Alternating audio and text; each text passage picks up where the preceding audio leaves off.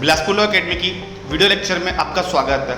आप इस सीरीज़ को फॉलो कर रहे होंगे तो इस सीरीज़ के पहले वीडियो में हमने रैगिंग एक्ट को 10 मिनट के अंदर कवर किया था, जिसके रिस्पॉन्स काफ़ी अच्छे रहे, बट किसी कारणवश हम वीडियो नहीं ड्रॉप कर पाए। तो उसी सीरीज़ का सेकेंड वीडियो है, ये है सीजी टोनी प्रताड़ना निवारण एक्ट 2005। इस एक्ट के बारे में हम डिस्कस करेंगे कौन कौन से क्वेश्चन इस एक्ट से आ सकते हैं और क्या क्या चीज़ें यहाँ से पूछी जा सकती है एकदम शॉर्ट में। इस एक्ट का जो एक्ट नंबर है वो 17 है, नंबर 17 ऑफ 2005। कभी कभी सवाल डायरेक्ट ये पूछ लिया जाता है कि कौन सा नंबर का एक्ट है, तो 17/2005 का। इसके बाद इस एक्ट को एसेंट मिला था 26 सितंबर 2005 को और इस एक्ट को पब्लिश किया गया था 30 सितंबर 2005 को। साथ ही में इसको एनफोर्समेंट भी 30 सितंबर 2005 को ही इसको एनफोर्स किया गया था।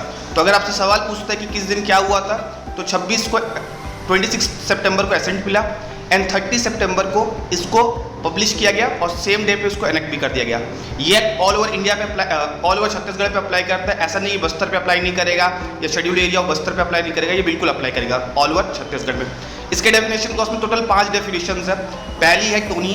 टोनी मतलब टोनहा भी हो सकता है और टोनी भी हो सकता है, ज़रूरी नहीं कि जेंडर को स्पेसिफिक हो, ही भी हो सकता है और शी भी हो सकता है। तो ध्यान रखिएगा कि टोनहा या टोनी ही भी हो सकती है, शी भी हो सकती है और कुछ भी हो सकता है। टोनी के बारे में एक चीज़ स्पेसिफिकली कही गई है कि जो टोनी होगी वो 3-4 चीज़ों को डिस्ट्रॉय कर सकती है, जैसे कि एनिमल हो गया, ठीक है, पर्सन हो गया, एनी अदर पर्सन हो गया, या सोसाइटी हो गया, या कोई लिविंग थिंग हो गया, ठीक है। तो कहीं ना कहीं टोनी जो है इस एक्ट के हिसाब से ये कहा जा रहा है कि टोनी प्रॉपर्टी को डिस्ट्रॉय नहीं कर सकती, पर्सन को डिस्ट्रॉय कर सकती है, एनिमल को डिस्ट्रॉय कर सकती है, लिविंग ऑर्गेनिज्म को डिस्ट्रॉय कर सकती है, बट संपत्ति को डिस्ट्रॉय नहीं कर सकती। आइडेंटिफायर एक वैसा 2B में, ये 2A में टोनी डिफाइंड था, 2B में आइडेंटिफाई डिफाइंड है। आइडेंटिफायर वो व्यक्ति है जो आइडेंटिफाई करेगा, मतलब कि जो आइडेंटिफाई कर रहा है कि हाँ ये व्यक्ति टोनी है। क्योंकि ये जो एक्ट था ये कहीं ना कहीं जो कुरीति चल रही है कि किसी भी औरत को, महिला को टोनी बोल देना, देन उसको जला देना, उसको रोकने के लिए था। तो सबसे पहले इस तरह के आइडेंटिफायर जो मार्केट में अफवाह उड़ाते कि हाँ ये व्यक्ति टोनी है, जादूगरनी है, जादूगर है, इस तरह के लोगों को पकड़ना भी था। तो यहाँ पे आइडेंटिफायर एक व्यक्ति है जो आइडेंटिफाई करता है कि ये व्यक्ति टोनी ही है। तीसरा 2(3) यहाँ पे ओझा है। ओझा वो व्यक्ति है जो क्लेम करता है कि वह भूत बाधा या टोनी बाधा को उतार सकता है या ठीक कर सकता है, या उतार सकता है, उसके असर को कम कर सकता है या ठीक कर सकता है। एक्चुअली में बहुत बार ऐसा होता है कि ये जो टोनी की बातें हैं ये खाली इन लोग ओझा लोग ही फैलाते हैं ताकि इनका बिजनेस चलता रहे। 2(4) पे डैमेज है, जहाँ पे physical, mental, economical as well as reputation को भी इंक्लूड किया गया। खाली फिजिकल नहीं है, फिजिकल, मेंटल, इकोनॉमिकल और रेपुटेशन। लास्ट है 2(5) कोड का मतलब CRPC ही होगा। देन यहाँ पे सेक्शन नंबर 3 बताया गया जो ये कहता है कि इस एक्ट में कोई भी चीज़ लिखी गई, जो भी चीज़ है वो किसी और लॉ के डेरोगेशन पे नहीं होगी, ठीक है। इसके बाद सेक्शन नंबर 4 से लेकर सेक्शन नंबर 8 तक पनिशमेंट्स है। सबसे पहले पनिशमेंट सेक्शन नंबर 4 में, अगर कोई व्यक्ति किसी और व्यक्ति को टोनी आइडेंटिफाई करता है तो उसको 3 साल तक की रिगरस इम्प्रिजनमेंट हो सकती है या एंड फाइन होगा। इसके बाद सेक्शन नंबर 5 में हरासमेंट, अगर कोई व्यक्ति किसी को टोनी बोल के हरास करता है तो 5 साल तक की रिगरस इम्प्रिजनमेंट हो सकती है एंड फाइन होगा। छठवां है सेक्शन नंबर 6 के तहत, अगर कोई व्यक्ति ओझा ये बोलता है कि मैं भूत बाधा ठीक कर सकता हूँ, टोनी बाधा ठीक कर सकता हूँ, तो एलिजिंग क्यूर जो ये कहता है कि मैं ठीक कर सकता हूँ, तो उसकी जो सज़ा है वो है 5 साल रिगरस इम्प्रिजनमेंट एंड फाइन। इसके बाद है कोई ऐसा व्यक्ति जो खुद क्लेम करता है कि मैं टोनी ही हूँ, जानबूझ के लोगों को डराने के लिए, तो उस केस में जो सजा है वो है 1 ईयर की rigorous imprisonment and fine. And lastly section number 8 जो बताता है कि कोई व्यक्ति ये बोलता है कि उसने इनमें से 4, 5, 6 और 7 में से कोई भी ऑफेंस को अटेम्प्ट किया हो, रियलिटी में पहुंचा नहीं पाया हो बट अटेम्प्ट किया हो, तो उसकी भी सज़ा दी गई है। तो ये वो अटेम्प्ट की सज़ा सेम होगी जो उस सेक्शन में प्रोवाइड की गई है। तो अगर सवाल आता है कि अटेम्प्ट फॉर हरासमेंट तो सज़ा क्या होगी, 5 साल, ठीक है। इसके बाद ये एरिया कंप्लीट होता है पनिशमेंट वाला। पनिशमेंट के एरिया से सवाल आ सकता है, ठीक है, पनिशमेंट के एरिया से सवाल आ सकता है। मैं लास्ट वीडियो जब एंड होगा तब मैं आपको बताऊँगा कौन कौन से सवाल आ सकते हैं, ठीक है।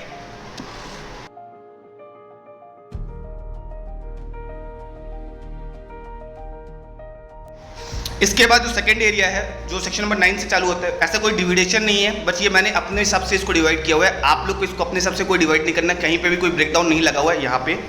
सेकंड जो सेक्शन नंबर 9 से चालू होता है, तो सेक्शन नंबर 9 पे ये चीज़ बताई गई है कि जो ऑफेंस होगा वो कौन ट्राई करेगा, तो JMFC करेगा, जुडिशियल मजिस्ट्रेट फर्स्ट क्लास करेगा। फिर सेक्शन नंबर 10 जो है वो बताता है कि इस एक्ट में जितने भी धाराएं हैं सब की सब कॉग्निजेबल होगी, जिसमें एफआईआर आप कर सकते हो और उसके लिए पुलिस अरेस्ट कर सकती है विदाउट वारंट, और नॉन बेलेबल होंगी, मतलब पुलिस बेल नहीं दे सकती बट मजिस्ट्रेट बेल दे सकता है, उसका राइट होगा। इसके बाद सेक्शन नंबर 11 है जो ये कहता है कि इस एक्ट में अगर कोई व्यक्ति जिसने सेक्शन नंबर 4 से लेकर 8 तक कोई ऑफेंस कमिट किया हुआ है और वो 18 साल से बड़ा है तो उसको प्रोबेशन की रिलीफ नहीं मिलेगी। जो सेक्शन नंबर 360 सीआरपीसी का है वो प्रोबेशन की बात करता है और बोलता है कि जो भी व्यक्ति इस एक्ट में सेक्शन नंबर 4 से लेकर 8 का कोई ऑफेंस करता है और उसका उम्र 18 से बड़ा है उसको प्रोबेशन की बेनिफिट नहीं मिलेगा। इसके बाद बताया गया सेक्शन नंबर 12, जब फाइन दिया जा रहा है, हमने देखा 4 से लेकर 8 तक हर जगह फाइन की बात की जा रही है, तो जहाँ पे फाइन दिया जा रहा है तो फाइन को देते टाइम क्या कंसिडर किया जाएगा, मेंटल। तो सेक्शन नंबर 12 ये चीज़ बता रहा है कि फाइन देते टाइम सेक्शन नंबर 4 से लेकर 8 तक फाइन देते टाइम कोर्ट हमेशा ये कंसिडर करेगा कितना मेंटल, कितना फिजिकल डैमेज कॉज हुआ है और साथ में कॉस्ट ऑफ ट्रीटमेंट क्या होगा। सेक्शन नंबर 13 बताता है कि जो भी फाइन कोर्ट दे रहा है, ग्रांट कर रहा है, उसको कंपनसेशन कंप्लीटली या पार्शली इसको बदला, मतलब पूरा पूरा कन्वर्ट किया जा सकता है, जैसे कि सीआरपीसी में भी दिया है विक्टिम कंपनसेशन स्कीम के तहत। इसके बाद बताया गया सेक्शन नंबर 14 में कि कोई भी सिविल कोर्ट में मामले नहीं जाएंगे। सेक्शन नंबर 15 बताता है जो नॉर्मल है कि इस एक्ट के तहत स्टेट गवर्नमेंट या कोई ऑफिसर कुछ काम कर रहा है तो उसको गुड फेथ में कोई भी पनिशमेंट नहीं दी जाएगी। सेक्शन नंबर 16 बात करता है कि इस स्टेट गवर्नमेंट के पास इस एक्ट से रिलेटेड रूल मेकिंग पावर है। ठीक है, यहीं पे ये एक्ट कंप्लीट होता है।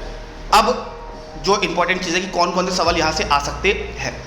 सबसे पहले मेरी खुद की एक बुक आ रही है जो मार्केट में आ चुकी है रायपुर में और बिलासपुर में भी आ जाएगी, तो उसके बारे में डिटेल आपको डिस्क्रिप्शन में दूंगा। उस बुक में प्रीवियस ईयर क्वेश्चन पेपर्स है और जितने भी माइनर सब्जेक्ट्स है छत्तीसगढ़ के स्पेसिफिकली, जैसे एक्साइज एक्ट हो गया, आपका टोनी एक्ट हो गया, बुलिंग एक्ट हो गया, आपका विशेष जन सुरक्षा हो गया, एक्साइज एक्ट हो गया, उसके उसमें क्वेश्चन बैंक्स दिए, काफ़ी सारे क्वेश्चन हैं, 400 प्लस क्वेश्चन इसके हैं। साथ में प्रीवियस ईयर क्वेश्चन पेपर है, सब के सब कम्प्लीटली इंग्लिश भाषा में, तो वो आपके लिए बेनिफिशियल होगा। इसको लेने के लिए मैं डिटेल आपको लिंक पे बता दूंगा कि नीचे डिस्क्रिप्शन पे लिंक रहेगा। बिलासपुर में अगर आपको लेना है तो आप मेरे से संपर्क कर सकते हैं और रायपुर में अगर आपको और कहीं लेना है तो मेरे लिंक्स में उसका डिटेल रहेगा। इसके बाद अगली जो चीज़ है कि कौन कौन से सेक्शन यहाँ से आ सकते हैं। तो सबसे पहले यहाँ पे जो इंपॉर्टेंट चीज़ है, जैसे कि मैंने बताया, डेट्स अक्सर आपको याद रखनी चाहिए, डेट और नंबर तो आएंगे ही आएंगे।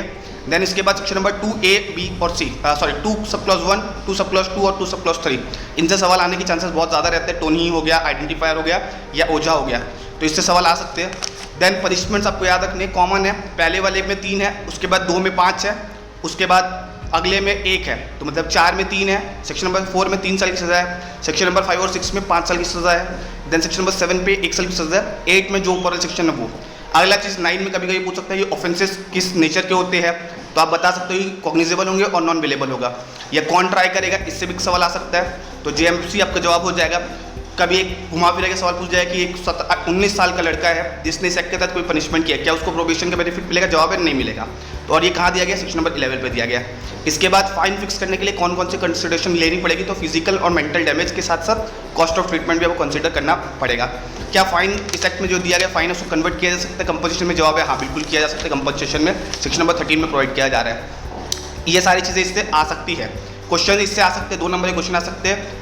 ठीक है, इसी के साथ मैं लेक्चर एंड करता हूँ। लेक्चर एंड होने के बाद बुक की फ़ोटो दिख जाएगी आपको और साथ ही में डिस्क्रिप्शन पे डिटेल रहेगी, तो बिल्कुल अगर आपको तैयारी करनी है लास्ट मोमेंट के हिसाब से काफ़ी आप प्रीवियस ईयर क्वेश्चन पेपर बना सकते हैं। और उस बुक में जितने भी लोकल लॉज है जिसके लिए कोई भी बुक मार्केट में अवेलेबल नहीं है इंग्लिश में, तो आप बुक को देख के आराम से अपनी प्रिपरेशन को बहुत अच्छे तरीके से कर सकते हैं। कोई भी डाउट है आप लोग कमेंट बॉक्स में डाउट लिख सकते हैं। कोशिश करूँगा कि मैं ये जो जितने भी सीजी लॉज है उसको कंप्लीट कर लूँ इस सीरीज़ को। ठीक है, चैनल को ज़्यादा से ज़्यादा लाइक करिए, शेयर करिए, सब्सक्राइब करिए, क्योंकि आपके लाइक, शेयर और सब्सक्राइब से हमारे और वीडियो डालने का हौसला बढ़ता है। क्योंकि जितने ज़्यादा लाइक आएंगे, शेयर आएंगे, सब्सक्राइब आएंगे, हम उससे ज़्यादा उस हिसाब से जल्दी जल्दी वीडियो डालने की कोशिश करते रहेंगे और वो हमको प्रोत्साहित करते रहेगा।